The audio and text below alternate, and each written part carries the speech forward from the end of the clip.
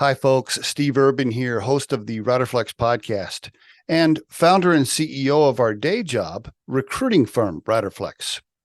We hope you enjoy this episode. And as a reminder, please subscribe to the podcast for updates and news. Finally, if you haven't already, check out the series of books we've published on hiring, interviewing, and overall career advice titled The Riderflex Guide, available on Amazon. And now, a quick word from our sponsor.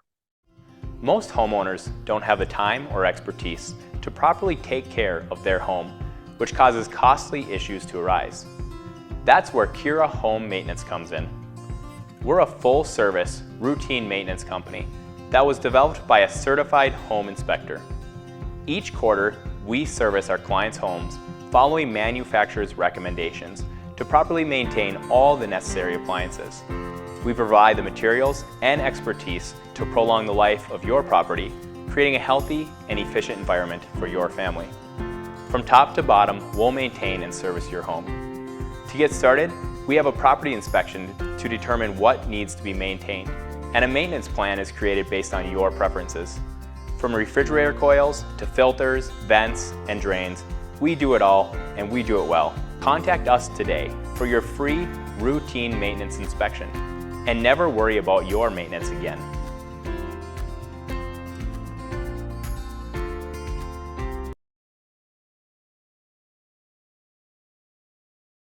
Whitney Hamm on the Riderflex podcast. Hello, Whitney. How you doing? Hello, doing well. Thanks for asking and having me. Yeah, you bet.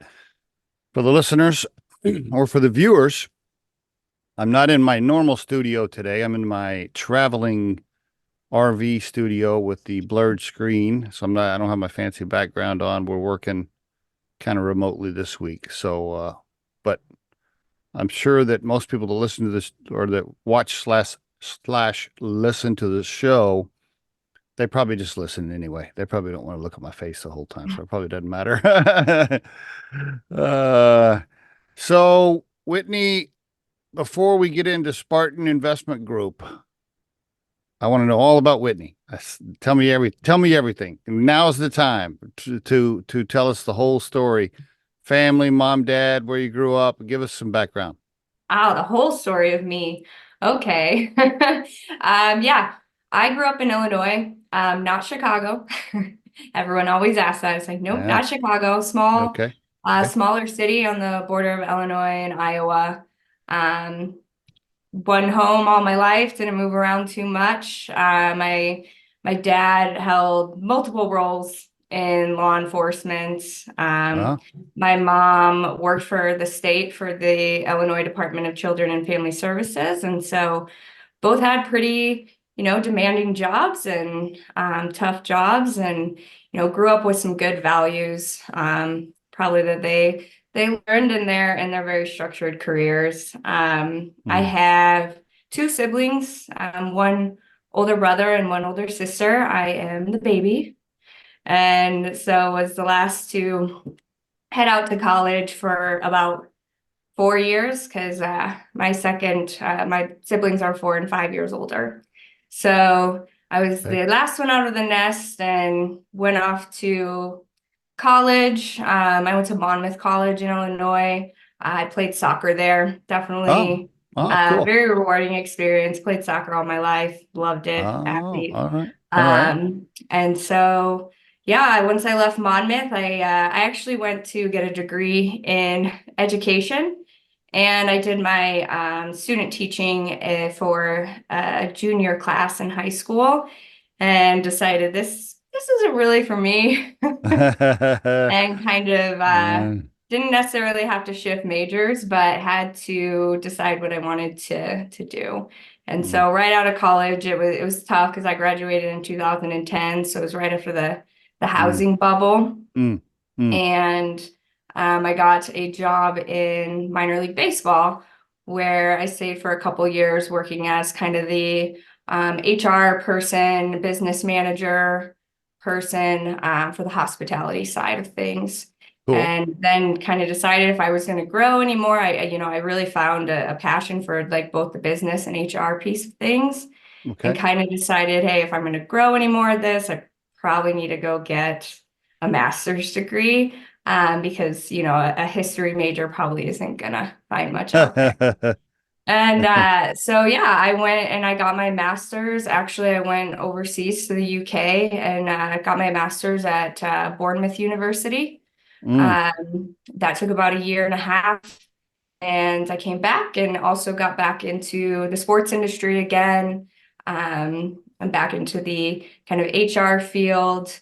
Learned a lot about operations in baseball and kind of just had been, that was still on the Illinois, Iowa side. And so after that, decided that with my husband that we were going to move to Colorado and moved out here in 2016, I want to say. I think it was 2016. Okay. And been here ever since, kind of shifted from the sports world to the real estate world, and it's been super exciting. I really like it. So here I am. Let me ask you, now, your dad was a law enforcement, so was it pretty strict at home? I mean, you know, around your house with your siblings and you, was it pretty strict, or was he more relaxed? How was he? My dad was actually the more relaxed one. My mom is definitely, and still to this day, is the authority in the house. How about that? Wow. Okay. And did you get away with more than your siblings because you were the baby? Did you get, you know? I mean, they would tell you yes. I mean, yeah, but probably so. Definitely, probably so. Did you get in any trouble? Did your dad have to call some friends and get you, you know, out of something, out of some trouble, like, you know, get you released from the back of the cop car or anything? Anything cool? Just once. Oh, But seriously? my mom came and got me. What Luckily, happened? What happened? luckily, it Deep was close to minor. Christmas, so my All right. dad was forgiving quickly. I was just, you know, at a party and the cops showed up and I was only 17. They let the 18-year-olds go home, but everyone else got a free ride in the back of a cop car and a tour of the police station. Did the cops, did they know who you were? It was in a different city, but they knew who my dad was, yes. Did you say, "Hey, my dad is"? I did eventually tell them yes. I knew it was going to get to him one way or the other. Yeah. Wow. Okay, that's pretty good. Is that the worst thing you ever did? That's probably the most trouble I've ever gotten in, yeah. Okay. Okay. That's the worst thing you got caught for. I got it. I Yeah. understand. Yeah, that too. That too. Very, very good. Appreciate you sharing that with me. Why the UK for your master's degree? How'd that even come about? Well, I knew I wanted to go and get my master's, and my husband now, he wasn't my husband at the time. He is self-employed. He is a Okay. professional poker player, and What? he does. Whoa, that's okay. That's a whole nother that starts a whole nother set of questions, but go ahead. Yeah, he does probably 80% of his work online. And at one point, the US, you know, hadn't really figured out how to tax the online poker ecosystem and those earnings. So they shut it all down, Okay. and he had no way to make an income. And I wasn't really planning on working full time or anything while I pursued this master's.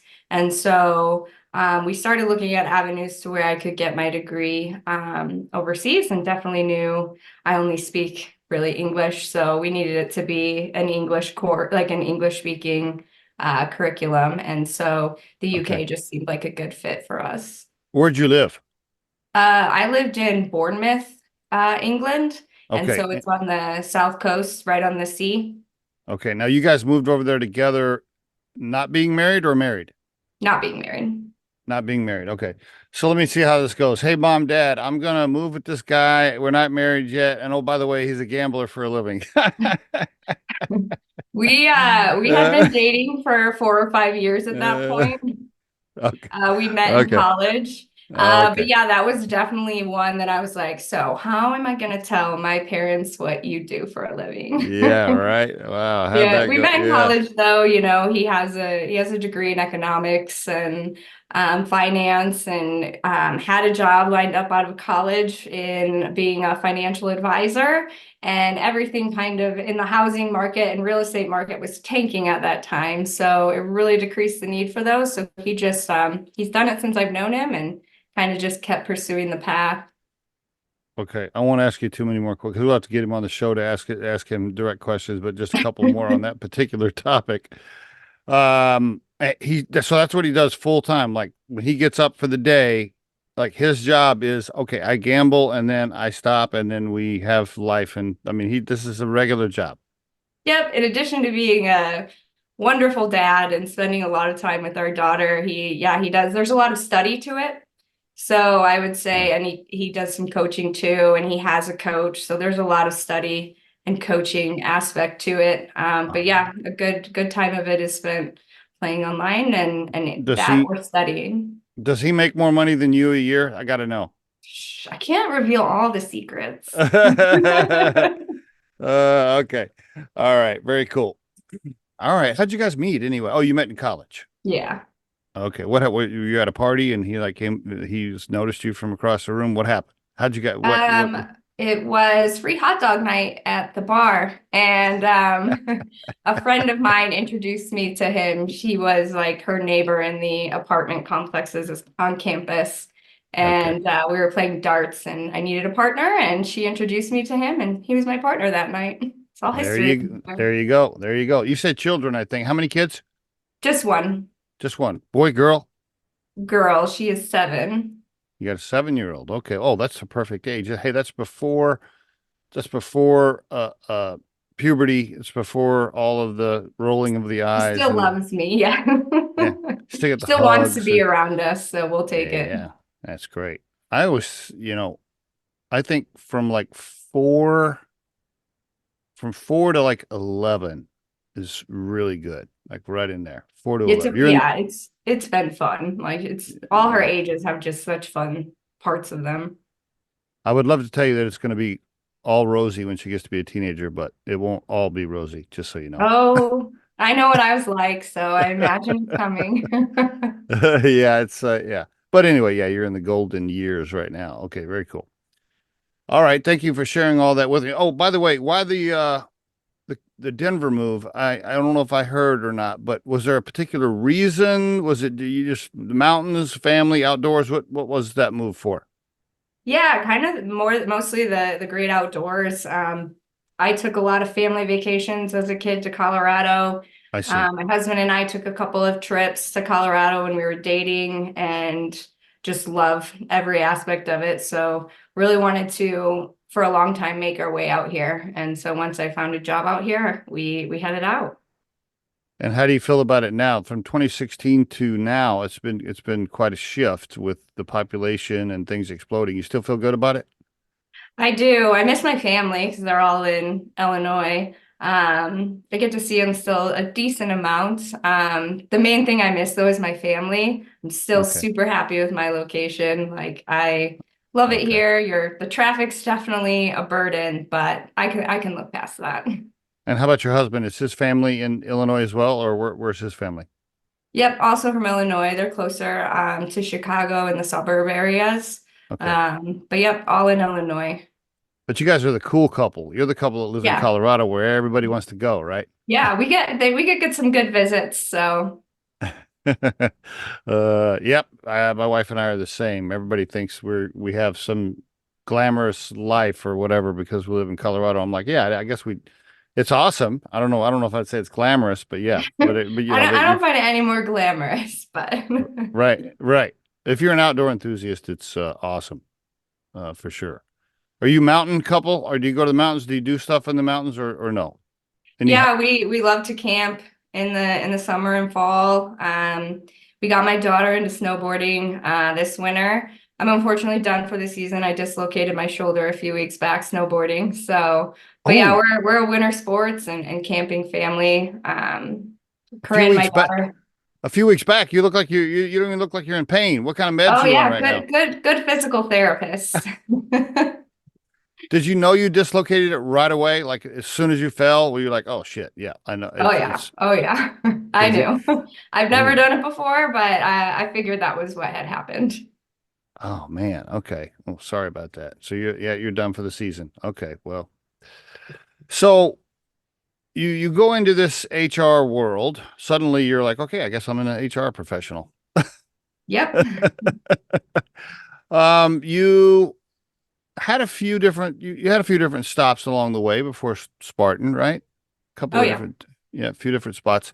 Um, let's skip past those into how did you get to Spartan? Yeah, so when I first came to Colorado, I was working for one of the largest, hospitality and catering companies in Colorado, and Okay. I worked there for about 3 years, and it was great. I always love hospitality culture and the service industry. Luckily, I did get out of it before COVID, but ultimately, I found that hospitality doesn't have the same amount of growth enablement. And kind Growth of felt enablement. What does that even mean? Growth like I enablement. can't, like, there's no structure really in place for me to grow. Okay. All right. Professionally, All right. personally, there's no way to climb the ladder, Okay. in a lot of Okay. ways. All right. And so I ultimately resigned from there and decided to start looking for something new. And I came across a real estate investment company that was in its infancy. And the role itself, I was like, well, I don't have real estate experience, but the role itself sounds, really interesting. I'd be the only HR person building their systems from the ground up. Sounds, Mm-hmm. exciting. Mm-hmm. And I started on with DRG and worked there for a little over 3 years. And when I started, it was, less than 10 people. And when I left, it was, around 120 to 130 people. Wow, And busy. so it was, That's a busy HR department. yes. And so when I started, it was just me. When I left, I had a small team. And I had found Spartan at that time. And they had a um, similar setup. It was very similar to where I had been, and I knew I wanted to continue on in real estate. Okay. It was just I love the business aspect of everything as well. I'm a very business oriented HR leader, and so I really liked that, it was on the executive team and that you got to make more of a strategic impact, and the benefits were great, and almost like the package that seemed too good to be true kind of thing. And I think I was one of the first applicants, and I was the one that was hired. And so from there, I think I was employee number 30 to 40 something at Spartan, and we're around 150 now in just over 2 years. Sweet. So it was like a similar boat to where I came in and had to kind of build the people systems from the ground up. That's And awesome. in that time of now, have a team of 5 at Spartan to kind of lead the people and culture. Wow. Nice. What a great experience for you. That's your second time in kind of a high growth situation, right, Yes. in your career. Yeah. Wonderful. Plus, you got to switch industries, which makes you a lot more well-rounded, and you're not pigeonholed into one industry. Awesome. Great. Great for your career. Plus, you got the big executive VP title, which is also Yes. nice. Yeah. And you report right to the CEO, I'm assuming. Yeah. Scott Yeah. Good. Wiggins. Yeah. Yeah. Scott was on the podcast. Yeah. I think Yeah. he referred you over to me. Yeah. So okay, yeah, great experience for you. Congratulations. And hell, you're still young. You're not even 30 yet, are you? Ha! Thank you. We'll go with that. No, I actually just turned 36. Wow, you're doing great. Congratulations. You're just moving right along. Yeah, great. Very good for you. And then what are you thinking? But are you thinking when you're already, I guess you don't have the chief people officer title or the chief human resource officer title, but that's basically the job you're doing. Um, what do you foresee? Do you want to be like, CHRO for a Fortune 500 company? What's the plan? The plan would hopefully be to continue growing Spartan as large as we can. You can And tell me after. You can tell me after we hit the record. but Stop recording. ultimately, yeah, I mean, I would love to be a chief people officer, chief human resources officer. And I think that's a possibility for me at Spartan. I think it's a matter of whether I want to continue to grow into larger companies or, Okay. really stay focused on a smaller company and see where it can go and take it. Okay. Right now, I'm still learning and developing. And so I am, good at working towards that chief people seat throughout Spartan. But honestly, I don't think that if I left Spartan, I would probably want to try something on my own, run my own business. Oh, I ultimately, I don't know if you're familiar with Patty McCord, but she was the chief people officer at Netflix. oh, And, okay. All right. she has a very strong business background, acumen. And Netflix actually, I think, invited her to be their COO because she had reached the end of her growth as the chief people officer and chief human resources officer. Okay. So I actually find that a very intriguing seat as well, because I love the business and operational side of things.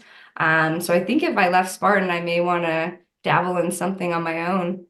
How about that? Now, your husband probably runs all of his stuff under an LLC of some kind that you guys have together. I'm assuming, or because he's Yeah, not he an. runs it under like an individual LLC, and then I don't know, he's got like a special tax accountant and everybody that helps him make sure that stays because gambling earnings are a little bit different than traditional Yeah, yeah. revenue.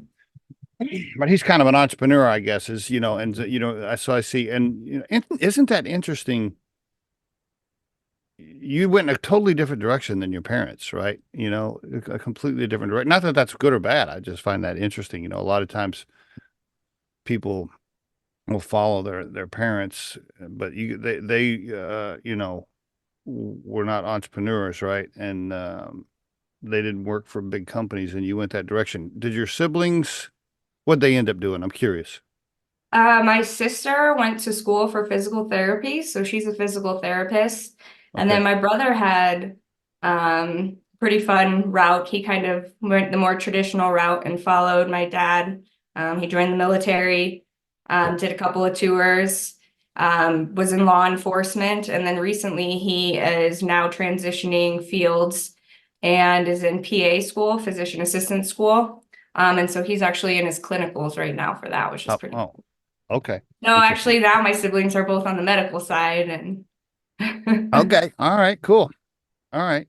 Um, so let's talk about the world of HR right now. I got a bunch of questions for you. yeah. Let's dive into some HR stuff.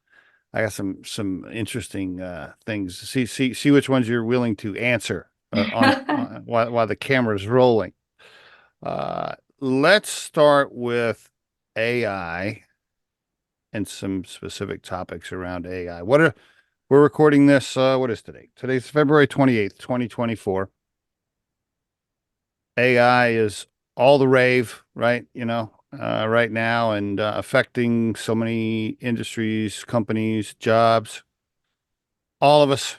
In fact, I can't even keep up with it, Whitney. I wake up every day and there's something new I'm supposed to figure out how to use. Skynet, it's coming. Right? Where is Sarah Connor? Please, Sarah, come help us.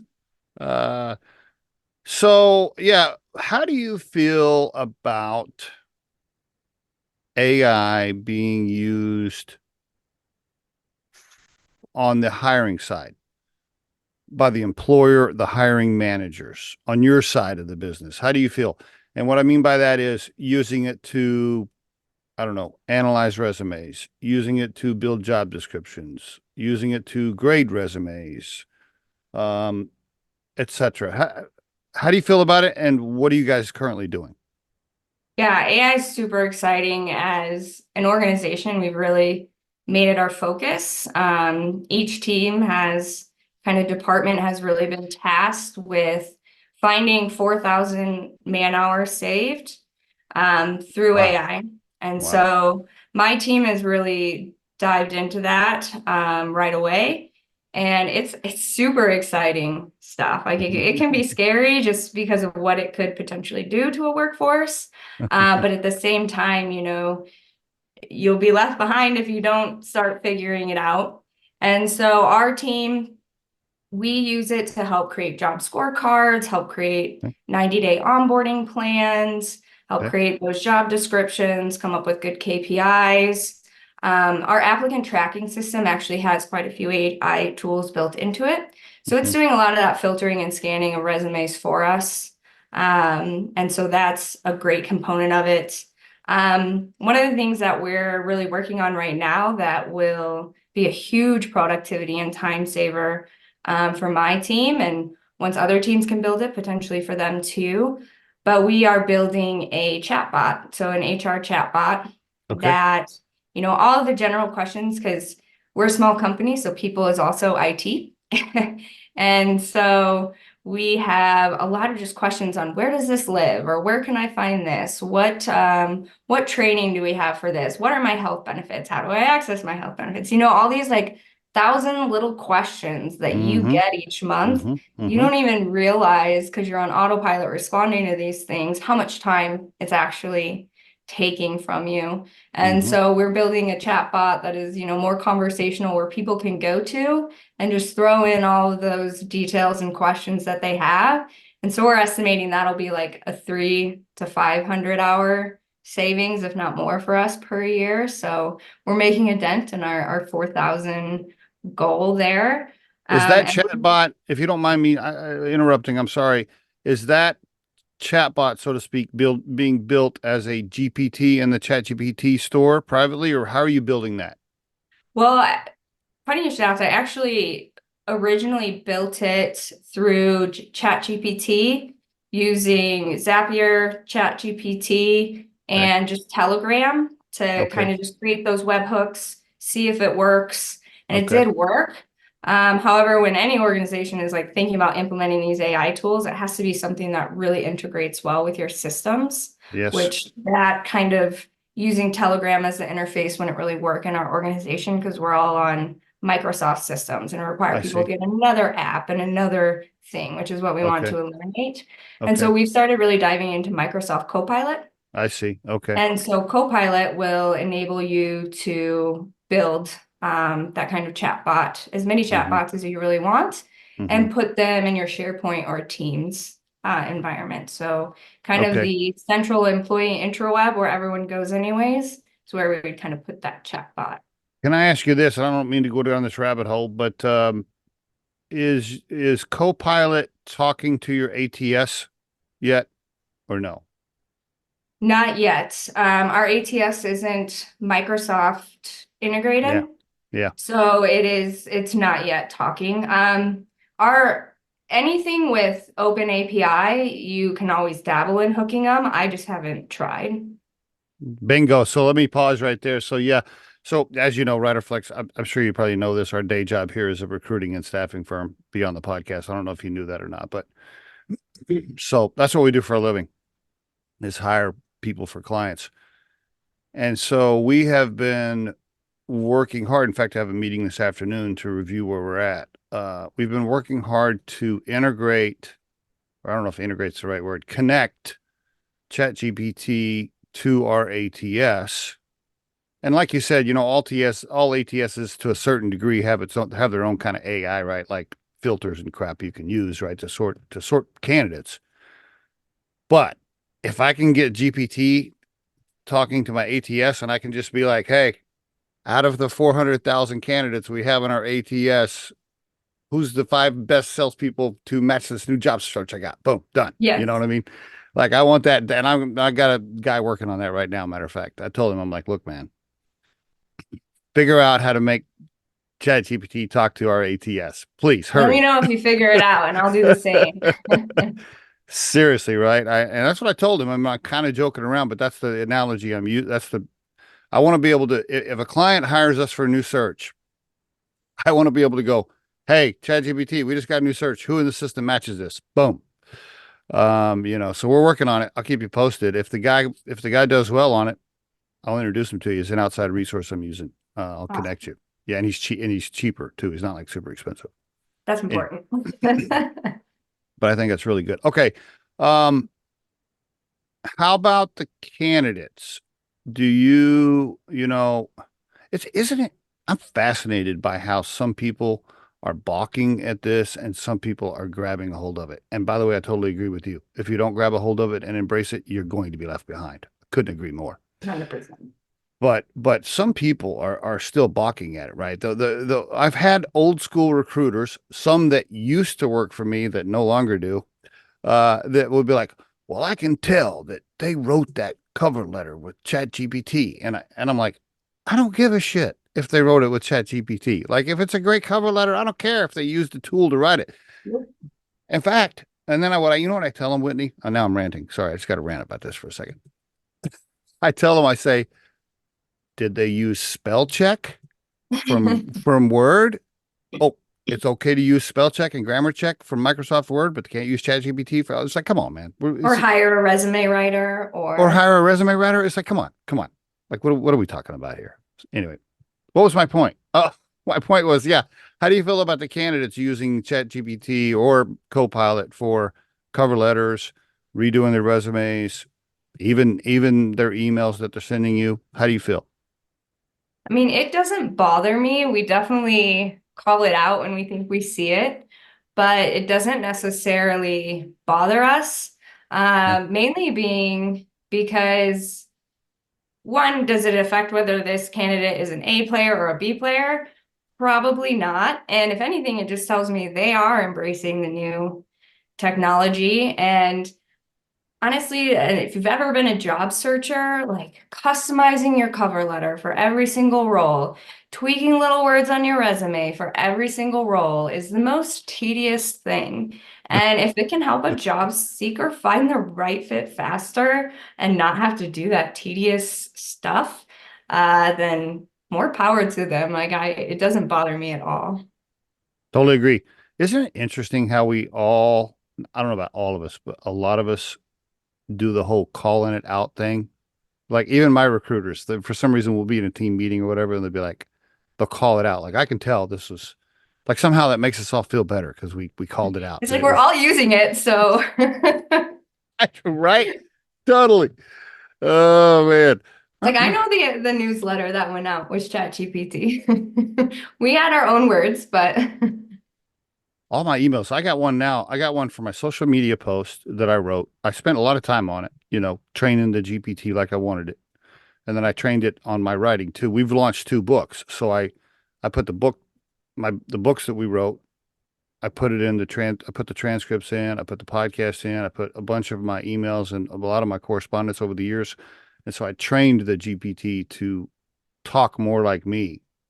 yeah, isn't that crazy? It's wild. You're just teaching it all the time. Yep. And so now people really struggle at whether or not what I send them is ChatGPT generated. They can't tell. That's my goal. What about this one? Next question, switching gears. Some companies are using, at least in the front part of the process, they'll do a self-video interview portion. They'll ask the candidate to do 5-10 minutes on camera in the front end, maybe. They'll still talk to them later, but maybe towards the front end, do a self-video interview. Any thoughts? Funny you should ask that. We're actually considering implementing something similar. Anytime we implement something new to our process, I try and be really cognizant of the implementation and just how many stages and steps and things we do have for our candidates. So we haven't implemented it yet, and we're thinking about maybe doing more like 2 to 3 minute videos just to see how they present. And so we're looking at that. We have currently, when someone applies, before they get to talk to a person, we have like a 35 role specific assessment we have them take before we even get on the phone with them. And so we're trying to really figure out when that video would be most relevant. And in order to probably get that to do the video in addition to the assessment, we probably need to talk to them first. So we're working on now, okay, if they pass this assessment, we speak to them on the phone, and then we have them put together kind of this package for the hiring manager for them to review before they interview with them. So we actually do plan to implement kind of that 2 to 3 minute video of just them kind of pitching themselves. Love what you're doing, and we're doing something similar. I'll give you some, if you want some tips on what we've experienced so far, since you're getting the beginning stages of this. That'd be great. So we do self-video interviews, and we do assessments if the client wants us to use one, because all of our clients use something different: Culture Index, Wonderlic, DISC, blah, blah, blah. So we implement whatever the client wants if they want an assessment. But yeah, you're right. a lot of candidates, especially at the executive level or let's call it VP level and up, they're like, okay, hold on, you want me to record a self-video interview? Now I got to take an assessment before I ever talk to a human being. So a lot of candidates push on that a little bit. What we are learning is we will send them, we'll send them the email. Thanks for applying, blah, blah, blah. You've been selected to go to the next steps. And then I will hit them with a text and I'll say, hey, this is me, Steve, or my wife, which is, she's sitting right over here. She can hear me talking, or she'll send something and we'll say, hey, want to make sure you saw that email. That was a real email. This is not a scam. Will you please do the video interview portion? It's worded better than that, but basically the message is, this is a real person. Yes, please do the video interview. And hey, if you have questions, call me. Just call me and I'll walk you through it. And some of them call, but a lot of them will go ahead and then do it. If it's a really close matching resume, because we score resumes 1 to 5. So let's say it's a 5 match and I'm looking at them on paper going, holy crap, this person is a perfect, all right. And they don't respond to the self-video interview. I will call them and I'll be like, hey, Johnny, did you see the email? Yeah, it's me. It's okay. You can do it. This is not a scam. Do the self-video interview. And then they'll usually do it. Sometimes if I love them so much on paper, I'll just be like, hey, look, you can just bypass that. Just schedule with me right now. Video interview 2-way, and I'll skip it. So I won't, in short, I won't eliminate them if they won't do the self-video interview portion, but I definitely try to get them to do it because it saves so much time. What are reasons that they refuse? Some of them think it's weird. People still getting used to it. That's weird. I don't know. It's kind of weird. I've never done that before. Or I thought that might be a scam, or, you're going to take my face and put it on a porno video or some crap like, something weird. It's like, okay, bro, no, it's okay. And so, but more and more people are doing it. More and more people are doing it. Now, if we also have to do an assessment after they do the self-video interview, I'll definitely get them on the phone and I'll say, thank you so much for doing that. Hey, before we do a 45-minute 2-way interview on Zoom and I waste your time with that, my client requires that you do an assessment. If you don't pass it, I can't put you through anyway. So to save us both time, do you mind doing this assessment real quick? That's how I've been doing them so far. So it's, but anyway, I love the self-video interview portion because it tells you who's serious. Because so many people are just apply, the easy apply, right? On Indeed. They're just sitting there on their phone while they're having a beer at happy hour, just apply. They don't even know what the hell they're applying for. Yep. And so if they do the self-video interview, I know they're serious. And that helps a bunch. And so I love it. And I also get to see the weird ones, right? I wish we could start a comedy YouTube channel. There would probably be a good reel that you could splice together. Oh my God. Sometimes I wish I had some of the phone screenings we have recorded. Some of them are so good, Whitney. They're walking around the living room. Yeah, I was supposed to do this. They're like in a t-shirt or something, it's great. Some of them are so great. Anyway. Next question. Next interviewing question. The job hopping has been bad for the last 10 or 15 years, I guess. But man, 80% of the resumes I see are changing jobs every 1, 2, 3 years. I mean, probably 80%. When I see a profile where somebody's been in the same job for 10 years, I'm like, wow. Why are you leaving? Will you pass on, if a candidate has had 3 jobs in 3 years, do you automatically pass or what do you do there? What's your rule? I pretty much auto pass. If it's 3 jobs in 3 years, I'll pretty much auto pass. 2 jobs in 3 years. 2 jobs, pretty much auto pass. I want to see at least 2 years, usually. Okay. Don't you love it when they say, well, I've been there a year and I've accomplished just about everything there is to accomplish?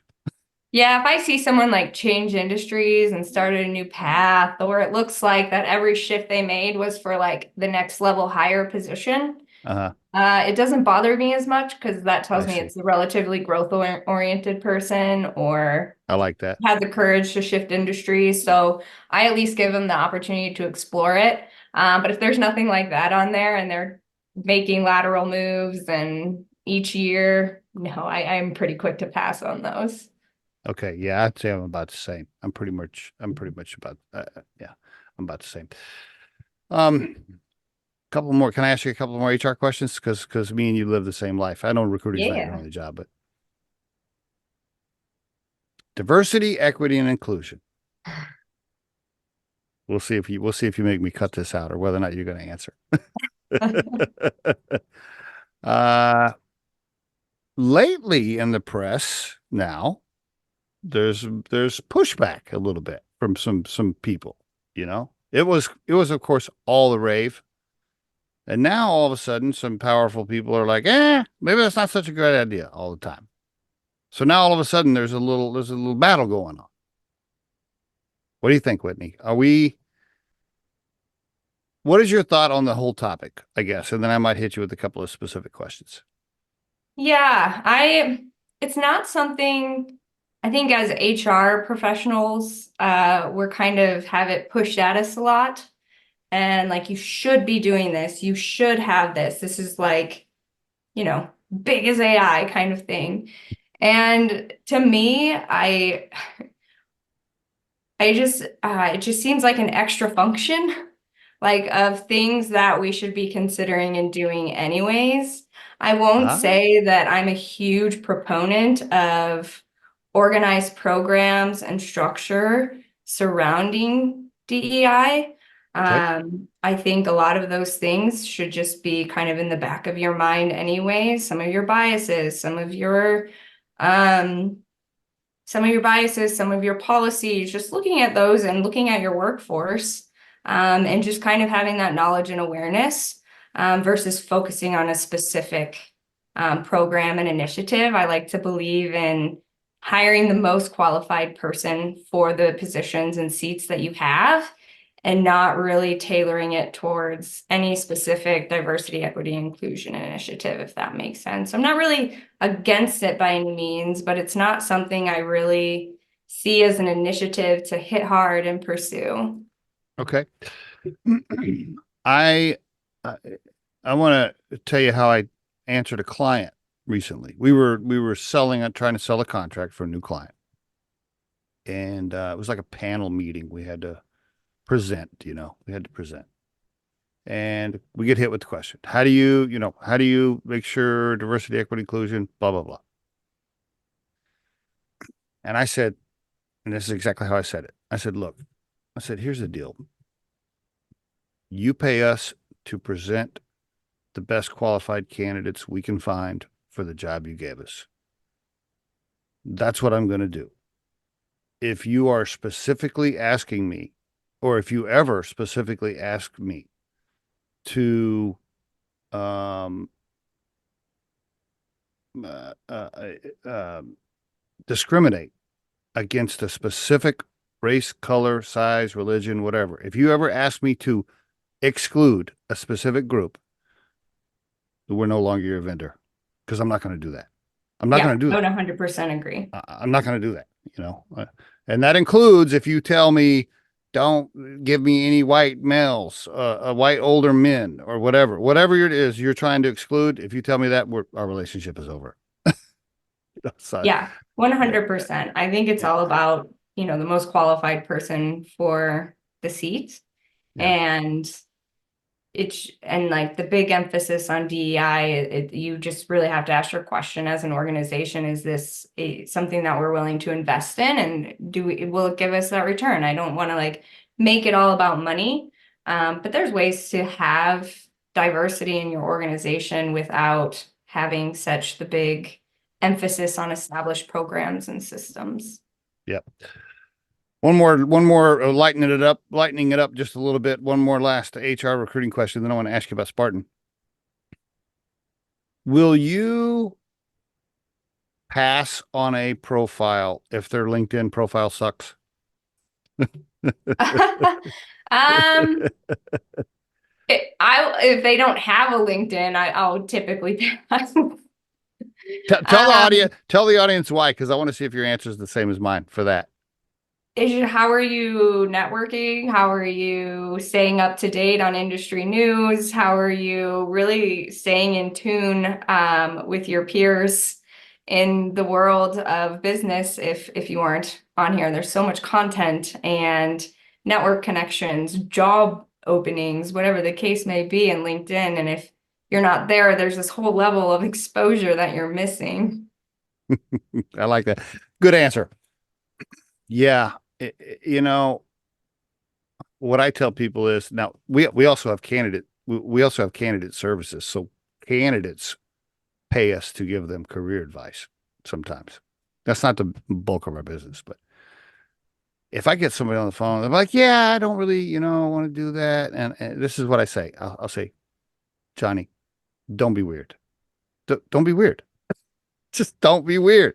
You're being weird. Like, if you won't put your picture on there, that's another thing, by the way. For for everybody listening to this episode, put your damn picture on there. Don't be weird. It's just that blue circle. Yeah, it's a blue circle. Like, what are you trying to do? And also, oh, one more thing. Don't make sure your picture is not 20 years old and 50 pounds lighter, because when you see people in person, they're like, what the hell? That's not even the same person who's on the picture. Like, just stop doing that, people. Stop doing that.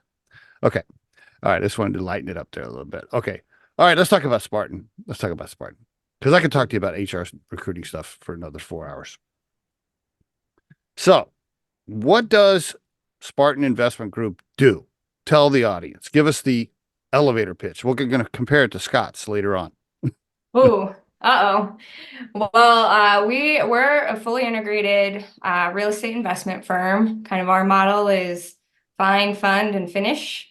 And so we work with our investors to find properties. Primarily self-storage is our market. Okay. And we fund them with those investor dollars. And we also have 2 verticals, Free Up Storage and Spartan Construction Management Group, that we then take, and that's kind of the finished portion. We're taking on value add on the Spartan Construction Management side. So any of our deals that have room for development on the property that we've bought will build additional storage, which means additional revenue for those investors. And then SCM has also recently started serving third party. So now we're doing ground up storage development for third party outside of Spartan Investment Group as well. Wow. And then we have Free Up Storage, which we then use to provide the management services for those investment properties. Whoa, that sounds like that's 3 different revenue streams right there. You just described. Yep, we've got a great little shop set up. Okay, so let me make sure I heard this right. You're going to give me the money, you're going to give me the construction crew, and then you're going to provide services to help operate it. Yes. Wow. First, you have to give us the money, though, for us to generate some returns for you. I got to have a down payment? I thought you were going to cover 100%. What are you talking about? The operating service, the management service, whatever you're calling it there, I mean, that's recurring revenue. Now you're into the recurring revenue model a little bit. Yes. Ooh, that's attractive for people that are investing in your firm, right? I think most of our operating cash is coming from Free Up Storage, the managing operations for the properties, and then Spartan Construction Management Group. Do you have, when it comes to operating the facilities, are you outsourcing that to another firm, or you're hiring your own little on-site managers and teams, or what are you doing there? Yeah, we hire our own on-site teams, and that's kind of our Free Up Storage vertical. So that is and it's technically our largest vertical, even including SIG. So lots of property managers, regionals, districts. We have an operations team. Wow. It definitely requires the most maintenance and team members to maintain and operate those facilities. Wow. So you, as the head of the people there, that's where most of your employees are. They're not in the office and the investment side. They're out in the field running these places. Yeah, I'd say free up. I mean, some of the free up team members are in the office, the operations team is, but we probably have about 60 to 70 property team members that are outside the office and Wow. kind of throughout the US. Wow. Okay.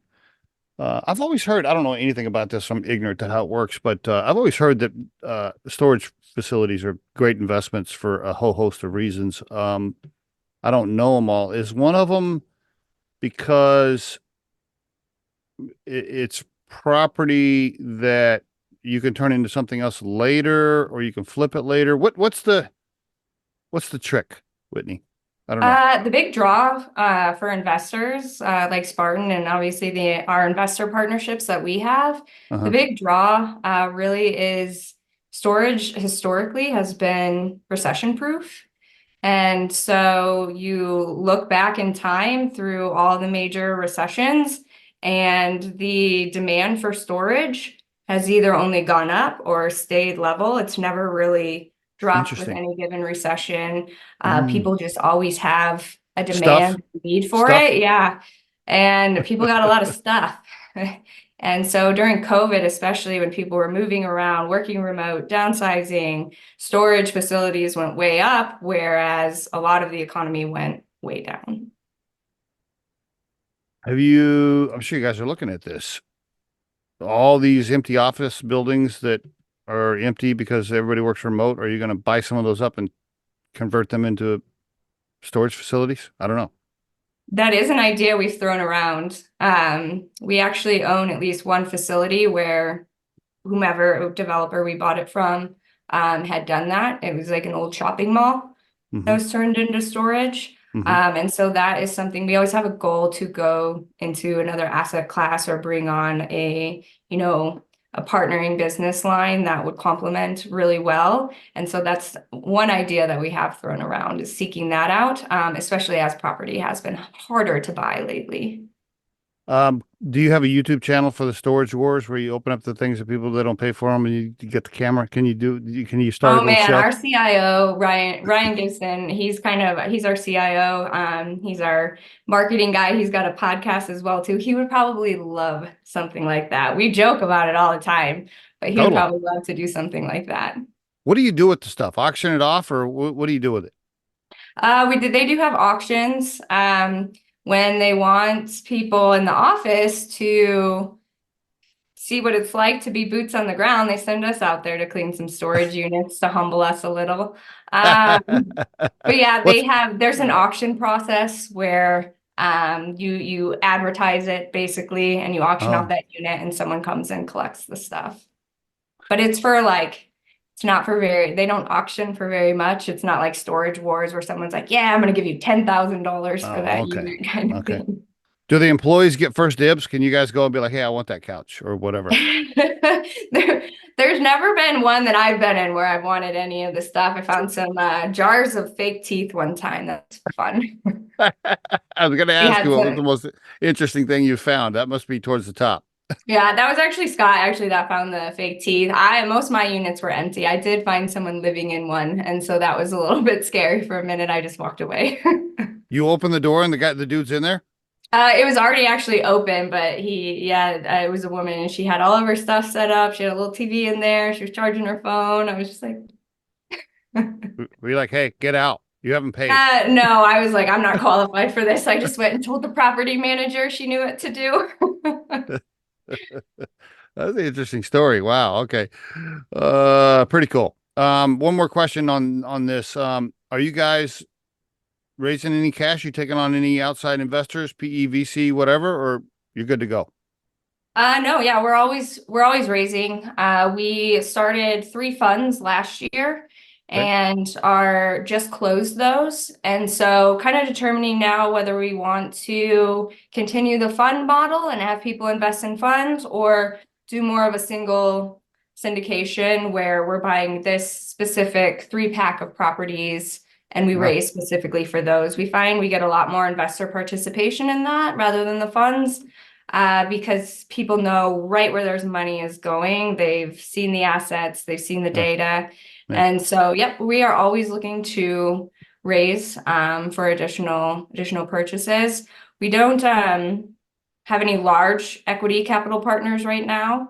Okay. Most of our investors are just regular everyday folks, doctors, Right. dentists, pilots, people who are, looking to save for retirement, put their kids through school, that kind of thing.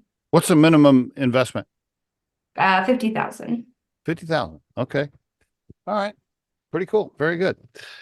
Well, you're in an interesting line of work, not only from an HR perspective, but from the storage wars that you're doing. Yes. Oh, I mean, I forgot to ask you, you're investing in other types of properties too, though, or no? Right. We No. have a couple of RV parks. They came as Oh, part of storage. They came as part of storage deals. We're not seeking to buy any more of those. why? Can I ask you why? Because I've always, by the way, I'm in my traveling RV right now. My wife and I are on the road, so I'm in my RV. We're at an RV park right now. Why would you? They don't make money or what? They make money. I think they're just more difficult to manage, or we don't really know how to manage them. So we're not like interested in stuff we're not good at. And so we're just, we would be good developers. That was our Oh, goal mainly, I think, is to develop the RV parks and then hand them off to someone else to manage them. And tell so, Scott, tell Scott that I said I will run my recruiting firm while running an RV park for him that he wants to invest in, and my wife and I will just travel around and check on him. Tell there him we that. go. We'll give it a shot. I'll put that on the next proposal for next asset class. But yeah, just the difficult in management and Yeah, especially when you're trying to manage remotely, it's just difficult. I got you. Okay. Whitney, thank you very much for coming on the show and chatting with me. I really appreciate it. Yeah, I appreciate your time as well. It's been fun.